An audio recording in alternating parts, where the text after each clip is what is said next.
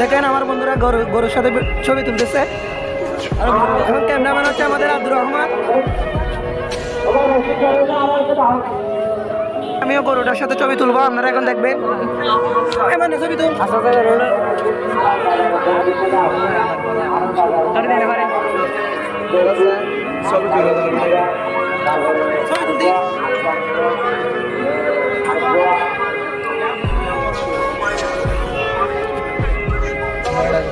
subscribe করে দেবেন চ্যানেলটা, লাইক